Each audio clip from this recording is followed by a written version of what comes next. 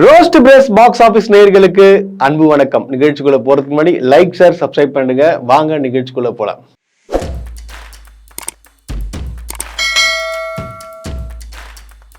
மலேசியாவில் நடந்த பிரம்மாண்ட இசை நிகழ்ச்சி, அதாவது விஜயுடைய கடைசி திரைப்படமான ஆடியோ லான்ச் மலேசியால ரிலீஸ் ஆச்சு, நடந்துச்சு. மிக சிறப்பா, பிரம்மாண்டமா, தாறுமாறா, தக்காளி சோறா போன்ற பல வார்த்தைகள்ல பார்த்தா சோசியல் மீடியால புகழ்ந்து தள்ளிட்டாங்க.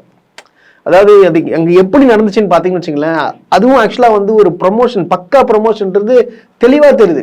அதாவது என்ன பண்ணிட்டாங்கன்னா, விஜய் ஒரு மிகப்பெரிய ஒரு உச்ச நடிகராக இருந்தார். அவர் போறாரு, இனிமே சினிமா அவ்வளவுதான், அந்த மாதிரி ஒரு ஃபீலிங்கோட பாத்தீங்கன்னா பயங்கரமான ஒரு விஷயம் நடந்துச்சு. அதாவது அவர் நடிச்ச பல பாட்டுகள்லாம் பார்த்தா டான்சஸ் ஆடுறதும் சரி, அப்படியே அவர் கை பிடிச்சி அது முத்தம் கொடுக்கறதும் சரி, அப்படியே பாச மொழியில விஜய் அவர்களை புகுத்துறாங்க. அது ஒன்றும் தப்பு இல்லைங்க, அவங்க ஃபேன்ஸு புகுறாங்க. அவங்க வர்றவங்க என்னென்ன விஜய்க்காக என்னென்னலாம் பண்ணுமோ அனைத்தும் பண்ணியாச்சு. அதாவது இது எப்படி தீர்மானிச்சது, ஆடியோ லான்ச் மாதிரி இல்லைங்க. அதாவது பார்த்தீங்கன்னா ஒரு லாஸ்ட் மீட், அதாவது சென்ட் ஆஃப் பார்ட்டி மாதிரி நடந்துச்சு. சென்ட் ஆஃப் பார்ட்டினா என்ன பண்ணனா, ஒரு மிகப்பெரிய ஒரு உச்ச நடிகர் அவரு. அந்த உச்ச நடிகருக்கு பாத்தீங்கன்னா பல பேர் வாழ்த்துக்கள் சொல்லியிருக்கணும், இல்ல நேரடியா கூட பார்த்திருக்கணும் இல்லையா. அதாவது சினிமா இண்டஸ்ட்ரியை ஆளுகின்ற, அதாவது நான் சொல்லல, அவங்களோட ரசிகர்கள் மட்டும் தான் சொல்றாங்க, சினிமா இண்டஸ்ட்ரியை ஆளுகின்ற மிகப்பெரிய உச்ச நடிகர், அதாவது சூப்பர் ஸ்டார் ரஜினிகாந்தையே பீட் பண்ண ஒரே ஒரு ஆள், தமிழ் இண்டஸ்ட்ரியா பாக்ஸ் ஆபீஸ் கிங்னா விஜய் அப்படின்னு சொல்ற ஒருத்தர் வந்திருக்காருன்னா, அவரை சென்ட் ஆஃப் பண்றதுக்கோ இல்ல லாஸ்டா அவரை பத்தி பேசுறதுக்கோ வரணுமா வேணாமா? அதாவது மிகப்பெரிய நடிகர்கள் வரணுமா வேணாமா? ஆனா அந்த நடிகர்கள்லாம் பாருங்க, பெரிய வளர்ந்தவன்னு பார்த்தோன்னா மறந்துட்டாங்க விஜய. ஒரு உச்ச நடிகரும் வரலங்க. சிம்பு வரல, சூர்யா வரல, அஜித் வரல, தனுஷ் வரல, சிவகார்த்திகேயன் வரல, யாருமே வரல. ஏன் வரல? யாராவது சிந்திச்சிங்களா? எதுக்காக வரல? இதுக்கு சட்டப்படி வந்திருக்கணும்ல, ஏன் வரல?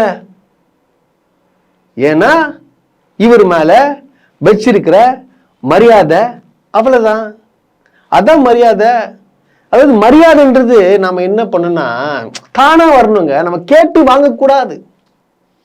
அதே போல பார்த்தோன்னா ஏகப்பட்ட உருட்டுகள், அதாவது பயங்கரமான, அது எப்படி சொல்றது தெரியலங்க. அதாவது என்ன சொல்லிட்டாங்கன்னு பாத்தீங்கன்னா, 1,00,000 டிக்கெட்டுகள் விற்று தீர்ந்தது. இவ்வளவு ஒரு பொய். அங்க உட்காரது 85,000 பேர் தான் ராஜா. அதோட 1,00,000 பேர் வந்தாங்க. அதே போல பாத்தீங்கன்னா அங்க 85,000 பேரோட உட்காரல. தேட்டர் பாத்தீங்கன்னா அந்த சீட்லாம் காலியா இருக்குங்க. அங்க கணக்குப்படி எவ்வளவு வந்திருக்குன்னு பாத்தீங்கன்னா வெறும் 52,000 53,000 பேர் தான் கலந்துக்கிறாங்க. கேட்டா ஐயோ பயங்கரமான கூட்டம், என்னன்னா இவ்வளவு கூட்டமா வந்துச்சு அப்படின்னு சொல்லிட்டு ஒரு பில்டப் போட்டு மலேசியன் ரெக்கார்டாம். ஏன்டா இப்படி பொய் சொல்றீங்க? ஓ பொய் பொய் பொய் பொய் பொய். ஏன்னா பொய் சொல்லியே ஓட்டிட்டு இருக்கீங்களா வாழ்க்கைய? ஏன்டா இந்த மாதிரி இருக்கீங்க? எல்லாத்தையும் பார்த்தாச்சுடா. ஒண்ணு இல்லைங்க, சிம்பிள்ங்க. நான் இப்ப நேற்று நினைச்சுல மலேசியன் அந்த இசை நிகழ்ச்சி வந்துச்சு. இப்ப ஒண்ணு இல்ல, இப்ப தேவா அவர்கள் 2022ல ஒரு மியூசிக் கான்சர்ட் நடத்தினாரு. அதோட வீடியோ நீங்க கொஞ்சம் பாருங்க. நீங்க பாத்தீங்களா? தேவாக்கு கூடின கூட்டம் பாத்தீங்களா இல்லையா? அப்போ தேவா முதலமைச்சர் ஆக்கிடலாமா? சரி, அதை விடுங்க. ஏஆர் ரஹ்மான் கான்சர்ட் நடத்தினா போல அதே இதுல மஹால்ல இங்க பாருங்க. அவருக்கு கூட்டத்தையும் பாருங்க, நீங்க பாருங்க. இப்போ கம்பேரிட்டிவ் நீங்க பாருங்க, அவங்க எவ்வளவு கிரௌட் இருக்கு, இங்க எவ்வளவு கிரௌட் இருக்கு, இங்க எவ்வளவு சேர்கள் காலியா இருக்குன்றது நீங்க பாருங்க. அவ்வளவுதான். அதாவது இவங்க சில தகவல்கள் வருது. அதாவது என்னன்னு பாத்தீங்கன்னா, இந்த மாதிரி சிம்பு வராரு, தனுஷ் வராரு, இந்த மாதிரி சொல்லி ப்ரமோஷன் பண்ணுங்க, அப்பதான் நம்ம கூட்டம் வரும், நல்லா கலெக்ஷன் பண்ண முடியும்னு சொல்லிட்டு ஃபேக்கா நிறைய டிக்கெட்டுகள் ஏமாத்தி வித்துறதாவும் தகவல்கள் வெளியாகுன்னு இருக்கு. அது எந்த அளவுக்கு உண்மைன்னு சொல்லிட்டு நமக்கு தெரியல. இருந்தாலும் நம்மளுக்கு தெரிஞ்ச தகவலை சொல்றோம் நம்ம. ஏன்னா இவனுக்கு மட்டும் தான் நெகட்டிவ் ஸ்ப்ரெட் பண்ற மாதிரி ஏகப்பட்ட நெகட்டிவிட்டி ஸ்ப்ரெட் பண்ணி பொய்யா பேசிட்டு இருக்காங்க. பட் அப்படிலாம் நம்ம கிடையாது. இது உண்மையாவே பாத்தீங்கன்னா பல நண்பர்கள் சொன்னாங்க, இந்த மாதிரி டிக்கெட் வாங்கணும், இந்த மாதிரி சிம்பு வராரு, தனுஷ் வராரு, அப்புறம் பார்த்தா ஒரு முக்கியமான ஒரு பர்சன் கலந்துக்கிறாரு அப்படின்னு சொல்லிட்டு சொன்னாங்க. பட் ஆனா ஒருத்தர் வரல. சினிமா இண்டஸ்ட்ரியிலே அவனை மதிக்க மாட்டாங்க. என்ன இது ஒன்றும் புரியல. அந்த அளவுக்கு ஒரு பில்டப் கொடுத்து ஒரு மலேசியா நிகழ்ச்சி அது இதுன்னு சொல்லிட்டு பில்டப் கொடுத்தீங்களே, அதுவும் ஃபிளாப். ஐயோ படமும் ஃபிளாப் ஆக போகுது சொல்றாங்க. இப்ப பார்த்தா வந்து அந்த மியூசிக் அந்த இசை வெளியீட்டு விழாவும் ஃபிளாப், அட்டு ஃபிளாப்பா. கேட்டா வந்து ரெக்கார்டு பண்ணிச்சு கிழிச்சிச்சின்னு சொல்லிட்டு எடுத்துட்டு வந்து காட்டுறீங்க. ஏன்டா இந்த மாதிரி பண்றீங்க? ஏன் இப்படி பண்றீங்க? திரும்ப வந்து மறுபடியும் மீண்டும் என்ன பண்றான்னு பாத்தீங்கன்னா, சும்மா சிவகார்த்திகேயன் எவ்வளவு தைரியமா இருந்தா அவர் ரிலீஸ் பண்ணுவார். நீ எவ்வளவு தைரியமா இருந்தா ரஜினி படத்தை கூட ரிலீஸ் பண்ணுவ. சச்சின் ரிலீஸ் பண்ண சந்திரமுகி கூட ஏன் பண்ண? அதுக்கப்புறம் மங்காத்தா ரிலீஸ் ஆக போது சொன்னாங்க 23rd அன்னைக்கு. இவங்க சொல்றாங்க பாத்தீங்களா வேணும்னே வந்து படத்தை ரிலீஸ் பண்றாங்க அப்படின்னு. குட் பேட் அக்லி வரும்போது சச்சின் ரிலீஸ் பண்ணல நீங்க? அப்ப மட்டும் நல்லா இருந்துச்சு, குழு இருந்துச்சா? ஏன்னா நீ பண்ணத வந்து திருப்பி ரிட்டர்ன் ஆகும் ராஜா. அதுவும் இந்த கடைசி படம் உங்களுக்கு வெக்க போறாங்க பாரு, அப்பே கன்ஃபார்ம். ஏன்னா ஜனநாயகன் படம் வந்து சரியா வரலன்னு சொல்லிட்டு நிறைய பேர் சொல்லிட்டாங்க. இதுக்காக தான் இவனுக்கு வந்து பராசக்தி வந்து நோண்டிட்டு இருக்கானுங்க. இதுதான் உண்மை. ஒருவேளை இந்த படம் ஹிட் நல்லா வந்து கண்டுக்கவே மாட்டானுங்க. சிவகார்த்திகேயன் ஒரு இதுவா சொல்லிட்டு விட்டு போயிடுவானுங்க. ஆனா இவங்க ஆள் வந்து கடைசி படமா இருந்தானா எந்த படமா இருந்தாடா படம்னா அந்த படம் ரிலீஸ் ஆகாதான் ஒத்துக்கிறியா? பயந்துட்டு ஓபன் ஸ்டேட்மெண்ட் கொடுங்க, பராசக்தி தள்ளி போட்டுருவாங்க. நீங்க ஓபனா கேளுங்க, அவங்க கிட்ட சொல்லுங்க, மிஸ்டர் சிவகார்த்திகேயன் அப்புறம் அந்த ப்ரொடியூசர் தயவு செய்து வந்து நீங்க வந்து கொஞ்சம் வந்து படத்தை வந்து தள்ளி போட்டுருங்க ப்ளீஸ். வந்து எங்களுக்கு கடைசி படம், எங்களுக்கு எப்படியாச்சும் வந்து இந்த படத்தை வந்து கண்டிப்பா கலெக்ஷன் அடிக்கணும், அவர் உச்ச நடிகர்னு சொல்லிட்டு கெஞ்சுங்கடா, காலில் ஒழுங்கடா போயிட்டு அதை விட்டியாண்டா வந்து இந்த மாதிரி கத்தினு பண்ணாத்தினே உன் படம் இருந்துச்சுன்னா படம் ஓடணும்டா. புரியுதா? நான் ரசிகர்கள் சொல்றேன், உங்க தலைவன் படம் எல்லாம் இருந்துச்சுன்னா ஓட வைங்க, 1000 கோடி அடிங்க. எப்படி வாயில தான் அடிச்சுட்டு இருக்கீங்க இது வரைக்கும் 1000 கோடி அடிங்க. ஒரு போற போக்குல வந்து என்ன சொல்றீங்க, லியோ வந்து 625 கோடி, அந்த லியோட ப்ரொடியூசரே சொல்லிட்டாரு ராஜா 625 கோடி எல்லாம் வரவேலன்னு சொல்லியாச்சு. 350 கோடியை தாண்டலியா லியோ? ஃபேக்கா பரப்பின்னு இருக்கீங்க. ஏன்னா லியோ படமே நல்லாவே இல்லை, கேவலமான படம். அது எப்படி 600 கோடி வரும்? எனக்கு புரியலையே. அது எத்தனை தான் ரிலீஸ் ஆச்சு? ஆனா ஒண்ணு, பராசக்தி சும்மா பறந்து அடிக்க போறாரு. அதை நோட் பண்ணி வச்சுங்க. பராசக்தி ஒரு மிகப்பெரிய ஹிட் ஆக போகுது, இதுதான் உண்மை. அதுக்காக தான் இவங்க படம் சரியா வரல. அந்த ஒரே காரணத்துக்காக தான் பயந்துட்டு இருக்காங்க. நேற்று நீங்க எத்தனை பேர் கவனிச்சிங்கன்னு தெரியல, விஜய் அவருடைய முகத்துல சரி பிரகாசமான ஒரு ஒளிவட்டம் இருந்துச்சு, சந்தோஷமா இருந்தார். நீங்க பாத்தீங்களா? அதாவது நீங்க கட்சி மீட்டிங்ல பாத்திருப்பீங்க, மாநாடுல பாத்திருப்பீங்க, அப்புறம் வந்து பாத்தீங்கன்னா அந்த பொதுக்கூட்டம் எல்லாம் பாத்திருப்பீங்க. விஜய் வந்து இந்த அளவுக்கு ஒரு சந்தோஷமா இருக்க மாட்டாரு. நீங்க பாருங்க, இந்த ஃபுல் ஈவெண்ட்ல பாருங்க, விஜய் வந்து எந்த அளவுக்கு ஒரு எனர்ஜியா இருக்காருன்னு பாருங்களேன். ஏன் தெரியுமா? ஏன்னா வந்து இது ப்ரமோஷனுங்க, படத்தோட ப்ரமோஷனு. ஆடியன்ஸ் வந்து காசு கொடுத்து வந்து பார்த்திருக்கான். சோ அதுக்காக இவர் வந்து சொல்றாரு. நான் ஒரே ஒரு தெளிவுபடுத்த விரும்புறேன். அதாவது பார்த்தீங்கன்னா டிஃபரன்ஸ் பிட்வீன் நீங்க பாத்துங்க, அதாவது டிவிகே பார்ட்டி மெம்பர்ஸ்க்கும் விஜயோட ஃபேன்ஸுக்கும். நீங்க பாருங்க, நேற்று வந்தவங்களுக்கு நேற்று வரும்போது பாத்தீங்கன்னா அது 1 லட்ச ரூபாய் கொடுத்து டிக்கெட் வாங்கிக்கிறாங்க பார்த்தா, அவங்க கை காட்டினா உடனே ஒரு ஏஞ்சி கை காட்டாரு, அங்க போய் நடந்து போயிட்டு கை கொடுக்குறாரு.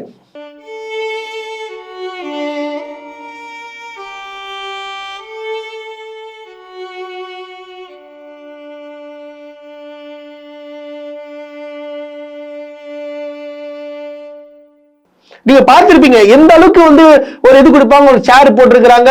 அவங்களுக்கு பார்த்தீங்கன்னா மழை வந்துச்சுன்னா வந்து ரெயின் கோட்டு, காசு கொடுத்தா இவ்வளோ, காசு கொடுத்தா விஜய் என்ன உங்களுக்கு பண்ணி கொடுப்பாரு, அப்படித்தானே?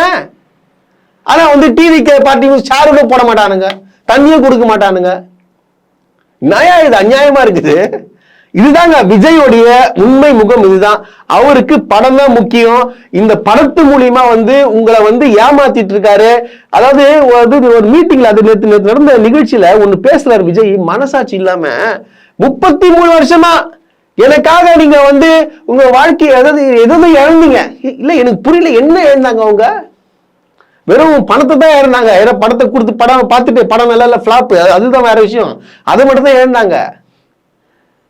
உடனே சொல்ற 33 வருஷம் இந்த மாதிரி எனக்காக எவ்வளவு எழுந்தீங்க, இதுக்கப்புறம் நீங்க எதுவுமே பண்ண வேணாம், நான் இந்த அடுத்த 33 வருஷத்துக்கு நான் உங்க கூட தான் இருப்பேன், உங்களுக்கு தேவைன்னா உங்க வீட்டாண்ட வருவேன். ஏன்பா முதல்ல போய் 41 பேர் செத்தாங்களே, அவங்கள போய் நேரடியாக போய் பாருங்க, இங்க வர வச்சு பார்க்காதீங்க.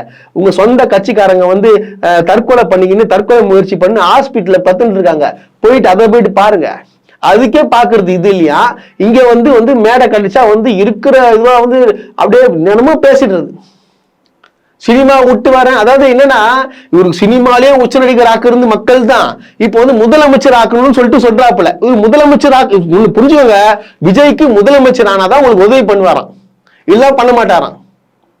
ஏங்க இவ்வளவு கலெக்ஷன் பண்ணீங்களே, இவ்வளவு காசு வந்துச்சுல்ல, நீங்க பாருங்க உங்க கட்சிக்காரங்களுக்கு ஒரு 20 வீடு வாங்கி கொடுங்க. எவ்வளவு கஷ்டப்படுறவங்க இருக்காங்க, அப்ப பண்ணி கொடுங்க. இல்ல வந்து முதல் நாள் முதல் ஷோ வந்து ஃப்ரீயா வந்து கொடுங்கப்பா என் ரசிகர்களுக்குப்பா, ஃபர்ஸ்ட் நாள்ப்பா என் ரசிகர்களுக்கு மட்டும் ஃப்ரீயா பணம் போட்டு காட்டுறேன்ப்பா அப்படின்னு சொல்லிட்டு போட்டு காட்டுங்க.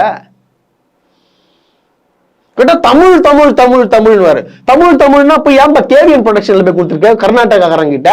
இங்க ஃபர்ஸ்ட் முதல் படம்லாம் உங்களுக்கு இயக்க யாரு? உங்க ப்ரொடியூசர்னா இயக்குமோ சரி, ப்ரொடியூசர் சரி, உங்க அப்பா தான். அதுக்கப்புறம் அதுக்கப்புறம் இயக்கி உங்களுக்கு வந்து தயாரிச்சது எல்லாமே தமிழ் ப்ரொடியூசர் தானே. கடைசி படம் தானே அது. கொடுங்க ப்ரொடியூசர், தமிழ்காரன் கொடுங்க தூக்கி. அது மாதிரி கொடுக்க முடியுமா? கொடுக்க மாட்டாரு. இவருக்கு பிசினஸ் மைண்டுங்க, பிசினஸ் மைண்டு. இப்ப கர்நாடகால ஏகப்பட்ட பிரச்சனை, காவேரி நீரை பத்தி, அதுல எதுனா இப்ப குரல் கொடுக்க சொல்லுங்க பார்க்கலாம். கொடுக்க மாட்டாரு. ஏன்னா கொடுத்தாருன்னா அங்க அடி வாங்கும். அந்த ஒரே ரீசனுக்காக தான் விஜய்ன்றவர் பாத்தீங்கன்னா உங்ககிட்ட போலி வேஷம் போட்டு நடிச்சுட்டு இருக்காரு. இதை தெரியாத அறியாத ரசிகர்கள் மூடர்கள் வந்து என்ன பண்றாங்கன்னா, விஜயை நான் சிஎம் ஆக்குவேன். எனக்கு இதை விட ஒரு கொடுமையான விஷயம் என்னன்னு பாத்தீங்கன்னு வச்சுங்களேன், அவர் டான்ஸ் ஆடுறாருங்க. டான்ஸ் ஒரு ஸ்டெப் போடுறாரு, லாஸ்டா ஸ்டெப் ஒன்று போடுறாரு.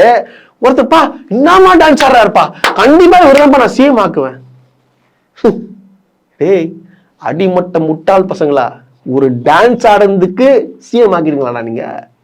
அந்த அளவுக்கு முட்டாள்களா நீங்க? தமிழ்நாட்டு இளைஞர்களை நீங்க வந்து அந்த அளவுக்கு முட்டாள்தனமோட இருக்கீங்க. நீங்க டான்ஸ் ஆடுறதுக்கு வந்து அவர் வந்து ஆக்குறேன்னு சொல்றீங்க, சீஃப் மினிஸ்டரா? பாவீங்களா டே. ஆனா மனசாட்சி இல்லாதது தானே இருக்கீங்க. ஆனா இதுல வந்து எங்க அண்ணனுக்கு நான் தான் பண்ணுவேன்றத ஒருத்தர் தெரியல உங்களுக்கு. எங்க அண்ணனுக்கு நான் தான் பண்ணுவேன் அப்படின்னு சொல்லுவார் அட்லி.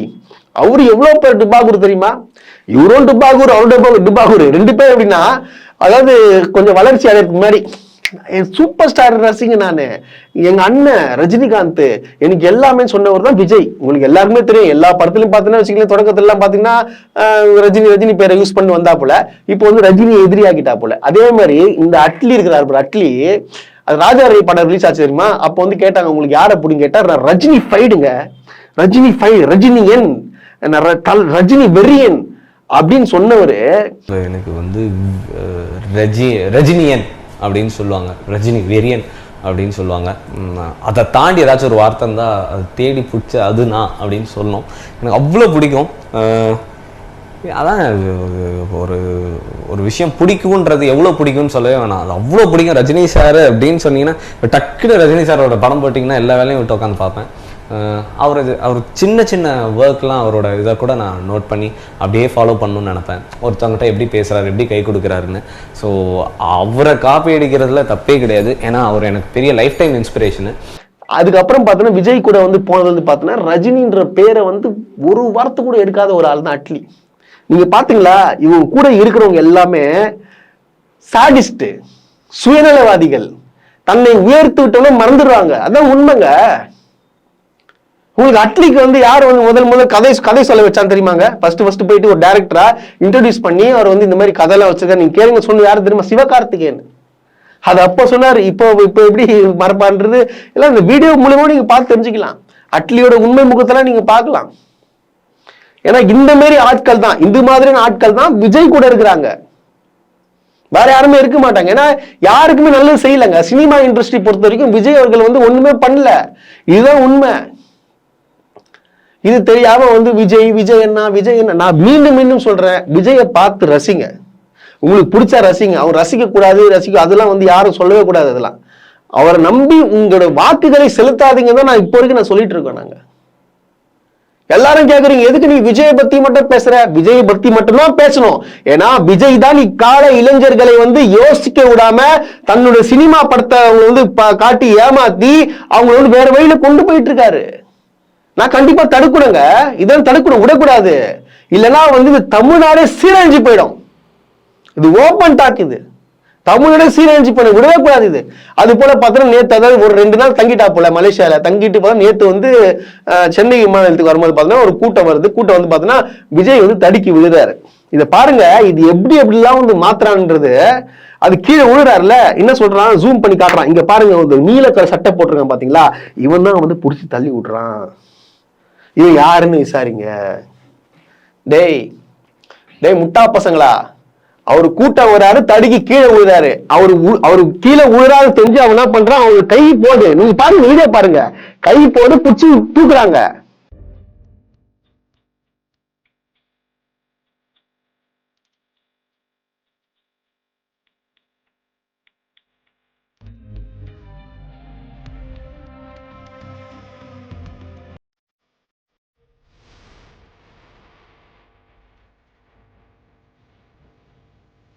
புரியுதுங்களா, ஒரு கூட்டம் ஒரு கிட்டத்தட்ட ஒரு எனக்கு தெரிஞ்சு ஒரு 60-70 பேர் வந்து மொத்தமா சொன்னால கால் தடி கீழே ஸ்லிப் ஆயிட்டு கீழே விழுறாரு. யாரும் தள்ளிலாம் ஒண்ணும் விடவே இல்லை. அது தள்ளி விட்டுருந்தா அங்க இருக்க சும்மா விட்டுருவாங்க நினைச்சிருக்கீங்களா, இல்ல விஜய் வந்து இந்த சும்மா விட்டுருவாங்க நினைச்சிருக்கீங்களா, அதெல்லாம் விடக்கூடாது. கீழே வந்து கீழே சாதாரணமா விழுறாருங்க, தடிக்க விழுறாரு. அது அதை விட்டு நீங்க வந்து தசை திருப்புறது அப்படி இவர் தான் காரணம். சில நாய்ங்க என்ன வந்து அந்த ப்ளூ சட்டைக்காரன் வந்து திமுக காரணம் தான் இருப்பான், அதனாலதான் விஜயை தள்ளி விட்டாங்க. ஏண்டா அடே, ஏன்டா நீ மனசாட்சி இல்லாம பேசுறீங்கடா, நீ கேக்குறேன் ஒன்னே ஒன்று கேக்குறேன், ஒரு 70 பேர் கும்பல் கூடந்துக்கே வந்து ஒரு தடுக்கி உங்க தலைவர் விழுறாரு, அங்க வந்து 41 பேர் இறந்து போனாங்களே, அப்ப சின்ன விஷயம் அது, அந்த 70 பேர் கூட இருந்து கீழே விழுறாங்க, அப்ப வந்து எத்தனை பேர் கூடி எப்படி இன்னும் ஆயிருக்கும் கொஞ்சம் யோசிச்சு பாத்தீங்களா? இதான் உண்மை, இதான் புரிஞ்சு. இப்போ ஃபார் எக்ஸாம்பிள் உங்களுக்கு பக்காவும் காட்டியாச்சு, அது எப்படி இருந்தாங்கன்றது உங்களுக்கு தெரியுதுங்களா? அதுதான் சும்மா விட்டா அது திமுக தான் உள்ள பூந்து கொலை பண்ணிட்டாங்க, கழுத்து வரைக்கும் சாவ வச்சுட்டாங்க, கத்தியத்து குத்துனாங்க, என்னன்னா பீடா விட்டுருந்தீங்க. ஒரு சின்ன எப்படி விழுறான்னு ஃபார் எக்ஸாம்பிள் நடந்திருக்கு. இது கீழே விழுந்துட்டாரு, சாதாரண விஷயங்க அது. இதை வந்து பெருசுப்படுத்திக்கின்னு இதை வந்து இவன் தான் பண்ணா அவன் தான் பண்ணான்னு சொல்லி தசை திருப்பிக்கின்னு ஏன்டா இந்த மானங்கட்ட பொழப்புடா உங்களுக்கு. டே ஏண்டா விஜய் தான் உங்க சோறு போடுறானடா பாவீங்களா, விஜய் தான் சோறு போடுறானா உனக்கு? நான் கேட்கறேன், விஜய் தான் சோறு போடுறானா? என்ன நீங்க கேளுங்களேன், யார் உனக்கு எந்த யாரு இந்த அரசு தான் எனக்கு சோறு போடுது, இந்த கவர்மெண்ட் எனக்கு சோறு போடுதியா? நான் வந்து துரோகி கிடையாது, உங்க விஜய் மாரி துரோகி கிடையாது. இந்த கவர்மெண்ட்டுடைய பல ஸ்கீம்களை வந்து நான் வந்து இப்ப அது முன்னாடி யூஸ் பண்ணிட்டு இருக்கேங்க. நான் எப்படி வந்து உங்களுக்கு துரோகம் பண்ண முடியும்? உண்மையான உண்மையா நிலவரமே அதானே. ஏன் விஜய்க்கு தெரியாதா என்னென்ன பண்ணாங்கன்னு சொல்லிட்டு டிஎம்கே சைட்ல இருந்து அவர் அப்படி புகழ்ந்தாரு, இப்ப பார்த்தா இப்படி மாத்தி பேசுறாரு. அந்த துரோகிகள் என்ற பேர்னா விஜய் தான், வேற யாருமே கிடையாது. நான் கேட்கிறேன், விஜய் உங்களுக்கு என்ன பண்ணாருன்னு சொல்லுங்கப்பா. என்ன பண்ணாரு விஜய்? ஒன்னும் பண்ணிருக்க மாட்டாரு. எங்க வீட்டுல இருக்க மகளிர் பேருந்துல போறாங்க, மாசம் மாசம் எங்க வீட்டுல 1000 ரூபாய் வாங்குறாங்க. நான் உண்மையில இந்த அரசு வந்து எல்லாமே செய்யுதுங்க, எந்த பிரச்சனையும் கிடையாது. இதான் உண்மை. விஜய் என்ன பண்ணாருன்னு கேட்க சொல்லுங்க. விஜய்க்காக உயிரை கொடுப்பன்றாங்கல்ல, விஜய் வந்து நடிச்சு உங்ககிட்ட காசை புடுங்க தவிர அவர் என்ன பண்ணாருன்னு மட்டும் கேளுங்களேன், எவனுக்குமே தெரியாது. தான் உண்மை. நான் மீண்டும் மீண்டும் சொல்றேன், சினிமாக்காரனை வந்து சினிமாக்காரனா மட்டும் பாருங்க, வேற எதுவும் தூக்கி வச்சு கொண்டாடாதீங்க. சிஎம்லாம் வந்து சாதாரண விஷயம் கிடையாது.